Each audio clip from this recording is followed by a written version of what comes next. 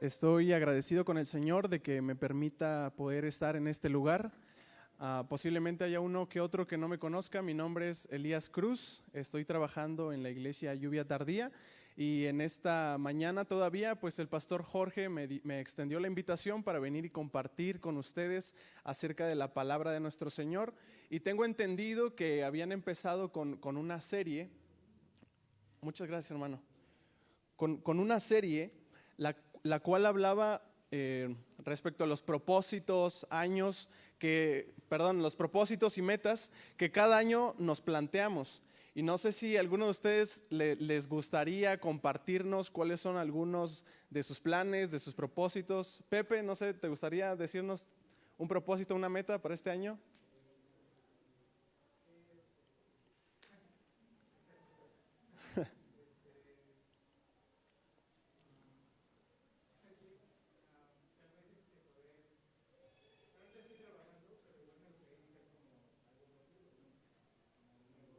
Ok, tener mente de tiburón, dice, ese es su propósito de año.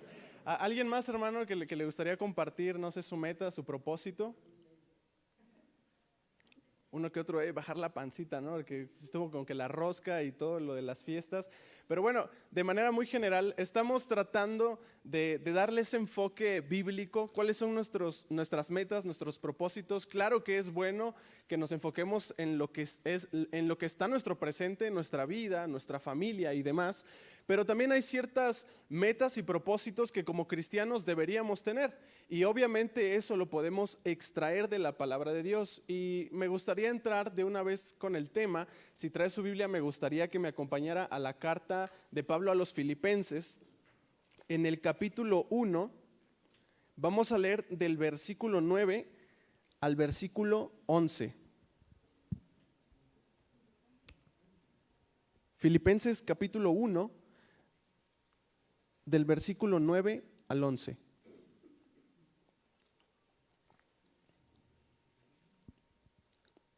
Y vamos a darle una lectura en Reina Valera y posteriormente, conforme vamos a ir avanzando en este tema, lo vamos a ir leyendo en la Nueva Versión Internacional. Pero me gustaría que me acompañara con su vista y una vez terminada esta lectura, me acompañan a hacer una breve oración. Y dice así la palabra de nuestro Señor, Filipenses 1, versículo del 9 al 11. Y esto pido en oración, que vuestro amor abunde aún más y más en ciencia y en todo conocimiento, para que aprobéis lo mejor, a fin de que seáis sinceros e irreprensibles para el día de Cristo, llenos de fruto de justicia, que son por medio de Jesús, para gloria y alabanza de Dios. Oremos, amados hermanos. Dios y Padre de nuestro Señor Jesucristo, te damos gracias por la oportunidad que nos das de estar en este lugar. Gracias a mí de poder compartir tu palabra. Ayúdame a que lo pueda hacer de manera fiel. Y a mis hermanos también, Señor, gracias porque permitiste que llegaran a este lugar. Y ahora en conjunto, como tu iglesia, como tus hijos, te rogamos que nos ayudes a que esta palabra, Señor, se cimente en nuestras vidas y que podamos ponerla en práctica, que podamos dar fruto y que siempre podamos vivir para tu gloria y para tu honra. Te lo pedimos en el nombre de nuestro Señor y Salvador Jesucristo. Amén y amén. Entonces, amados hermanos, acabamos de leer esta porción de las Escrituras y yo a este tema quise ponerle una iglesia conforme a las Escrituras. Sé que han visto algunos temas y sé que hay ciertas metas específicas y en esta ocasión yo no quiero hablar una en especial, quiero hablarles de tres y que nuestra meta, nuestro propósito sea que este año nosotros podamos ser una iglesia conforme al corazón de Dios, que podamos ser una iglesia conforme a las Escrituras. Y me basé en estos pasajes porque precisamente Pablo está orando por los filipenses y en su oración él expresa estos tres deseos, estas tres características que él desea que tenga la iglesia para que sean una iglesia conforme a las Escrituras. Y precisamente es de lo que vamos a hablar. Tres características de una iglesia conforme a las Escrituras.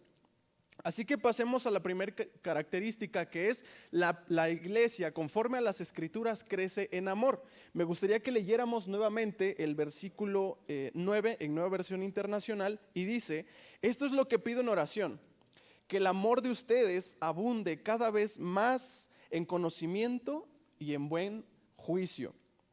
Y Pablo, amados hermanos, siempre fue una persona que estuvo preocupada por la iglesia en dos aspectos, principalmente en lo doctrinal, pero también en una cuestión práctica. No solamente quería que una iglesia tuviera un buen concepto de Dios, un buen concepto de la iglesia, que tuviera las doctrinas formuladas, sino que él también se preocupaba por cómo vivía la iglesia. Y es por eso que Pablo escribe y le habla a la iglesia de la necesidad de crecer, pero ahora en su amor. Dice Pablo, esta es mi oración. Y qué padre, no sé, yo me trato de imaginar lo que hubieran sentido los filipenses al leer esa carta. Leer que el apóstol Pablo les estaba diciendo que estaba orando específicamente por ellos, y su oración era, esta es mi oración, que su amor pueda abundar, pueda crecer cada vez más y más y más. Y el amor, amados hermanos, tiene su relevancia en el simple hecho de que se define como la principal característica del cristiano. Recuerden en palabras de Jesús que él decía, todos sabrán que son mis discípulos si se aman los unos a los otros. Entonces el amor es una característica indispensable en el cristiano, es la principal. Y fíjense que Pablo no oró para que la iglesia solamente tuviera amor, oró para que ese amor pudiera crecer. Ahora, me gustaría que pudiéramos definir este amor, porque a veces podemos llegar a creer que amor es un sentimiento, no, lo que siento por mi novia, ¿no? Va más allá todavía de eso. Y lo que Pablo se refiere aquí con amor, lo vamos a leer aquí. Quiero que lo entendamos de esta manera. Esta es la idea, o este era lo que pensaba Pablo cuando él decía amor. El amor al que apunta Pablo se puede resumir en un deleite en la comunión con Dios y una entrega hacia mi prójimo. En pocas palabras, esto era lo que quería Pablo, que la iglesia comenzara a estimularse, que comenzara a crecer en un deleite al mismo tiempo hacia Dios, pero al mismo tiempo un deleite y una entrega hacia la iglesia, hacia nuestro prójimo. Entonces, cada vez que escuchemos amor, quiero que tengamos esto en mente. Entonces, Pablo dice que ese amor, o sea, esto debe de crecer, y lo menciona en dos aspectos. Dice Pablo que crezca en toda ciencia y todo conocimiento, creo que dice así, en toda ciencia y en todo conocimiento. Y vamos a explicar un poquito a qué se refería Pablo con estas dos palabras. Primero, Pablo menciona la palabra ciencia, y cuando Pablo escribe esta palabra, está haciendo alusión a una palabra que significa tener un conocimiento completo. Ahora, ¿cuándo sabemos que hemos llegado a un conocimiento completo? Esa sería una buena pregunta. Pablo ora para que nuestro amor crezca en un conocimiento que es completo, pero ¿cómo sé que yo he llegado a un conocimiento completo? Sencillamente, un conocimiento completo o verdadero es cuando lo que yo sé lo llevo a la práctica. Es decir, yo sé que debo amar a los hermanos, yo sé que debo amar a la iglesia, pero una cosa muy distinta es yo sé y yo lo hago. Entonces lo que quiere Pablo es que nosotros tengamos un conocimiento que nos va a llevar a la práctica. Es decir, no solo se trata de información, sino que más bien Pablo está hablando de una transformación. El deseo de Pablo era que nuestro amor precisamente llegara a ese conocimiento. Un conocimiento que nos hace obrar, que nos hace accionar. Mencionaba al inicio que Pablo se preocupaba por esos dos aspectos. Y hay muchas veces que nosotros preferimos llenarnos de doctrinas, preferimos llenarnos de información, pero ¿qué hay de la práctica? Pablo escribe, quiero que ustedes crezcan en amor. Esa fue la oración de Pablo, y esa es mi oración para con ustedes, amados hermanos. Es mi oración también para mí, que podamos crecer en un amor que nos lleva a la práctica, que nos lleva a accionar. Y todo nuestro amor debe estar enraizado en la palabra de Dios. ¿Por qué? Porque cuando nosotros estamos cimentados en la palabra, es imposible no actuar. Es imposible no actuar cuando nosotros estamos cimentados en la palabra de Dios. Y Pablo también, mencionamos apenas ahora lo de ciencia. ¿Y qué se refiere Pablo con todo conocimiento? Bueno, Pablo utiliza esta palabra, y en la Nueva Versión Internacional dice sano juicio. Y con esto se está refiriendo a un amor que es consciente, un amor que es experimentable, un amor que es palpable, un amor que en pocas palabras es perceptible a lo que Dios hace. Estoy seguro, amados hermanos, que cada uno de nosotros ha experimentado de una u otra manera el amor de Dios hacia nosotros. Y Dios todo el tiempo, todos los días, hace cosas en nuestra vida. La pregunta es, ¿nosotros las percibimos? Nos despertamos, ¿no? Nos despertamos algunos con lagaña, otros por ahí con otras cosas y nos perdemos de vista que la gracia de Dios está con nosotros, que su misericordia se renovó ese día, que su amor inagotable, infinito está en nosotros, que apartó su gracia y nosotros nos despertamos y a veces no percibimos todas esas cosas. Entonces Pablo quiere, por un lado, que nuestro amor crezca en una información que también nos lleva a actuar, pero por otro lado quiere que ese amor se vuelva sensible, perceptible. Es decir, que todo el tiempo yo al comer, no sé, por poner un ejemplo, pueda decir, esta comida es gracias a Dios. Él proveyó todo, que si llega mi sueldo, este dinero es por parte de Dios. Él me dio la habilidad, Él me dio los dones, capacidades para poder trabajar. En pocas palabras, Pablo quiere encerrar el amor en eso, en un conocimiento que lleva a la práctica y en un amor que es perceptible. Usted, amado hermano, me gustaría que se hiciera esa pregunta. En esta mañana, ¿pudo percibir todas aquellas cosas que hizo Dios en su vida, en esta semana o en este día? Esa sería una buena pregunta. Entonces, que podamos crecer en ese amor. Una iglesia conforme a las Escrituras crece en este amor. Y esa fue la primera característica. Ahora pasemos a ver la segunda característica de una iglesia conforme a las Escrituras. Y es que una iglesia también crece en su discernimiento. Dice el versículo 10, para que disciernan lo que es mejor y sean puros e irreprochables para el día de Cristo. Pablo dice que nosotros debemos aprobar lo mejor, y otras versiones, como la Nueva Versión Internacional, lo traduce como discernir. Y yo sé que muchos aquí hemos escuchado esa palabra. ¿Alguien sabe qué es discernir, discernimiento?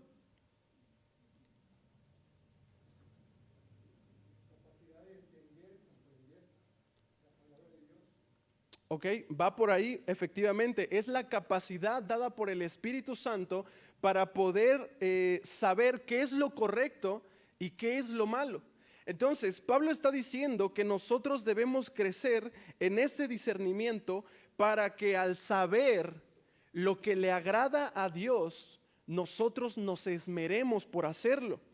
Por eso Pablo conecta la idea del discernimiento con el ser puros e irreprochables. Hermanos, nosotros buscamos ser puros e irreprochables, o en otras palabras, evitamos hacer lo que el mundo hace, ni para ganar una salvación o por miedo a perder una salvación. Lo hacemos porque sabemos que eso es lo que le agrada a Dios.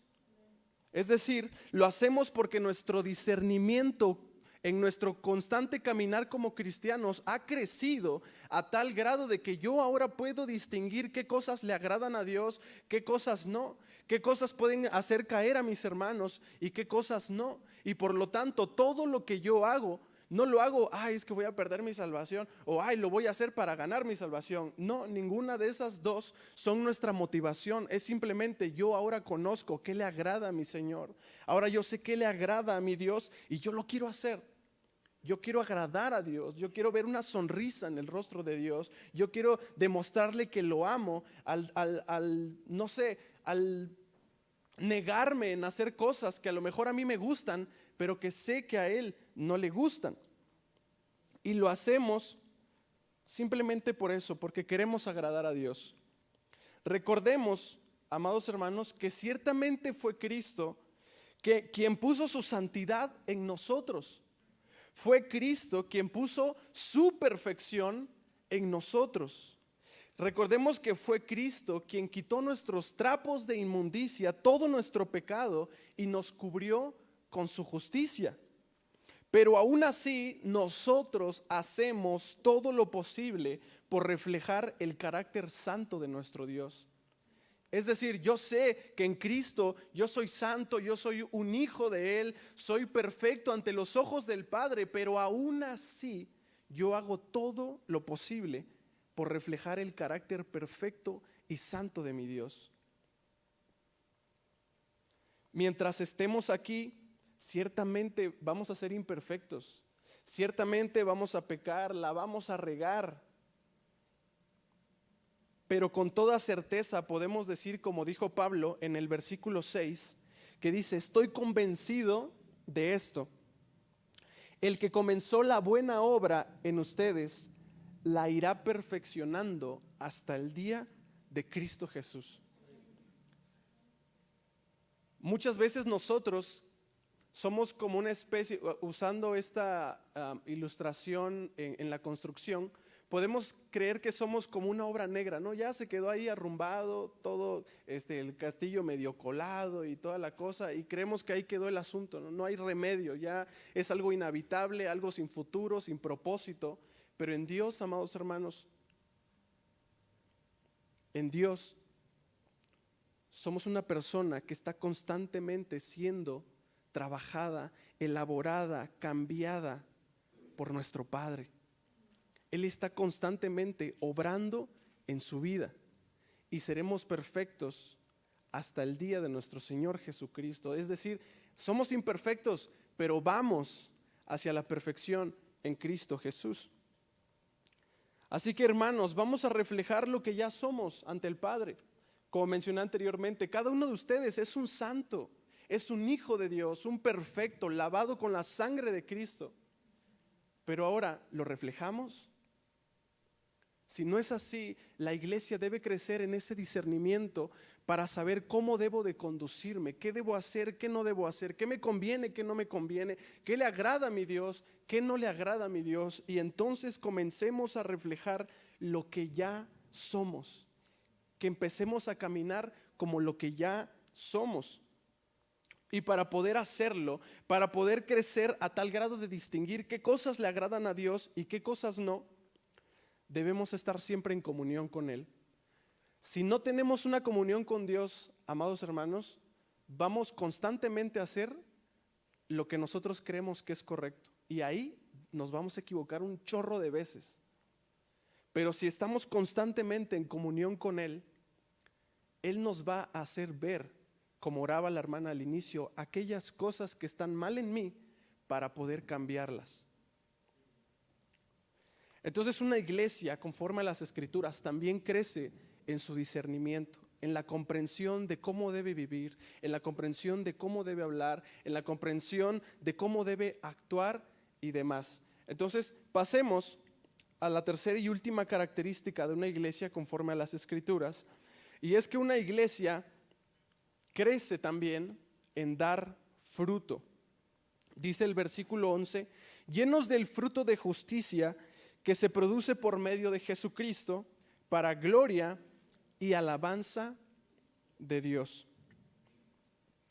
Por ley de la naturaleza, amados hermanos, un árbol cuando crece y madura, da fruto. Y de la misma manera, cuando un cristiano crece y madura, debe dar fruto. Si nosotros nos consideramos un cristiano maduro, si nosotros nos consideramos un cristiano adulto, entonces deberíamos estar dando fruto. Cuando Pablo habla acerca de fruto de justicia, se está refiriendo a una expresión que está tomada del Antiguo Testamento, en la cual la idea es: para que yo pueda dar el fruto de justicia, tengo que tener una correcta relación con Dios. Yo no puedo dar fruto si para empezar no tengo una relación con Dios. No puedo dar fruto si aún la poca relación que tengo con Dios no me lleva a poder externarlo de otras maneras. Es imposible, hermanos, que demos fruto si no tenemos una comunión con Dios. Y la iglesia está llamada, o cada cristiano está llamado a dar fruto. Amado hermano, ¿está dando fruto? Porque está en la naturaleza del cristiano dar fruto. Y si no estamos dando fruto, entonces no somos un cristiano maduro. Y si no soy un cristiano maduro, debo ser consciente de la cruda realidad que entonces no tengo una relación con mi Dios. Venimos a la iglesia, cantamos, levantamos nuestras manos, pero muy aparte es eso de mi relación con Dios. Aquí podemos gritar amén, aleluya, Jehová viene pronto, ¿no? Y todo ese rollo. Pero, amados hermanos, si no damos fruto, entonces somos como un árbol muerto. Estamos yendo en contra de nuestra naturaleza. No estamos teniendo una comunión con nuestro Dios. Y la iglesia, conforme al corazón de Dios, es una iglesia que vive en constante comunión con Él a tal grado de poder dar fruto. La pregunta es, ¿estamos dando fruto? Muchos cristianos, y yo fui uno de ellos, buscamos demostrar nuestra madurez de muchas formas erróneas. Buscamos aparentar un nivel de espiritualidad el cual no tenemos. No necesariamente una persona madura espiritual es aquel que conoce muchas doctrinas. No necesariamente es un maduro espiritual el hijo del pastor solo por ser hijo de pastor. No necesariamente es una persona madura el que toca en el grupo de alabanza solo porque toca en el grupo de alabanza. Y no lo quiero, ni los conozco, no quiero que lo tomen de manera personal. Ni el que predica solo por el hecho de predicar significa que es un cristiano maduro. Tampoco el cristiano que viene cada domingo y se sienta en una silla, necesariamente por venir cada domingo a sentarse en una silla, significa que es un cristiano maduro. Los cargos y títulos que podemos tener no necesariamente muestran nuestra madurez espiritual. Sin embargo, el concepto de Pablo para un cristiano maduro de manera general es el que ora, el que lee, el que aplica a su vida lo que ha aprendido de lo que leyó y luego aplica lo aprendido hacia otros. Y ese es el concepto de dar fruto. Yo no puedo dar fruto si para empezar no he aplicado a mi vida lo que he aprendido. Y yo no puedo aplicar a mi vida lo que he aprendido si yo no he leído. Y muy difícilmente, si no leí, menos voy a orar. Entonces la idea de un cristiano maduro no es aquel que a lo mejor dice, no, yo ya llegué a un conocimiento muy grande de Dios, de que no necesito congregarme para ser cristiano.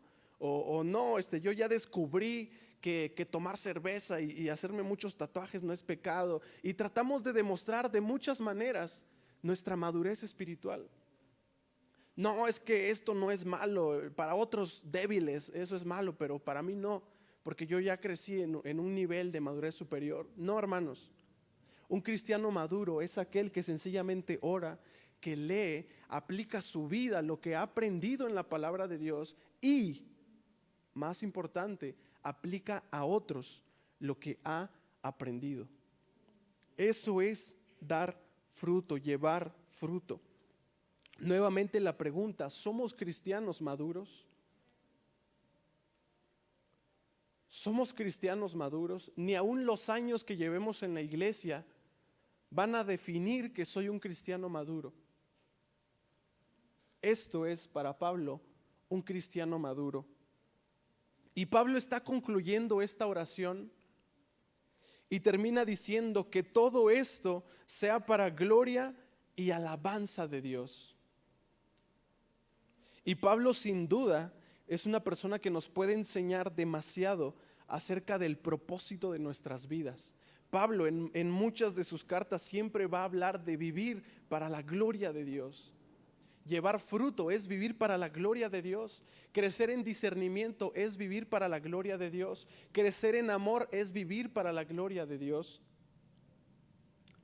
Y no hay de dos, amados hermanos. ¿Vivimos para la gloria de Dios o estamos viviendo para nuestra propia gloria? No hay de dos. O fuiste diseñado para vivir una vida que glorifique y exalte siempre a Dios, o vas a decidir vivir una vida apartada de Dios, buscando simple y sencillamente lo que a ti te puede agradar, lo que a ti te puede convenir, lo que a ti te puede resultar mejor. ¿Vivimos para la gloria de Dios de verdad? ¿Podemos decir que somos la iglesia de Cristo, el pueblo escogido de Dios, la nación santa y apartada por nuestro Padre, creados a imagen suya? Dice Efesios, hechura suya somos en Cristo Jesús, creados para andar y para hacer buenas obras, aún desde antes de la fundación del mundo. Y la iglesia se puede identificar con ese concepto de iglesia. Muchas veces lo que somos choca con lo que la palabra dice acerca de nosotros. Es por eso que mencionaba anteriormente, es tiempo de que comencemos a reflejar lo que ya somos. Porque aunque tenemos errores, porque aunque tenemos fallas, eso no nos define. Nos define lo que dice la palabra de Dios. Y la palabra de Dios nos dice que cada uno de nosotros es un redimido por Cristo, comprado a precio de sangre, apartado, pero también santo. Entonces mi intención, amados hermanos, y mi deseo es que podamos ser una iglesia conforme al corazón de Cristo y que podamos reflejar el carácter puro, santo, amoroso, compasivo, misericordioso, benevolente de nuestro Dios. Ese sería para mí un buen propósito de año. Que empecemos con el pie derecho, que empecemos caminando siempre hacia la dirección de vivir para la gloria de Dios.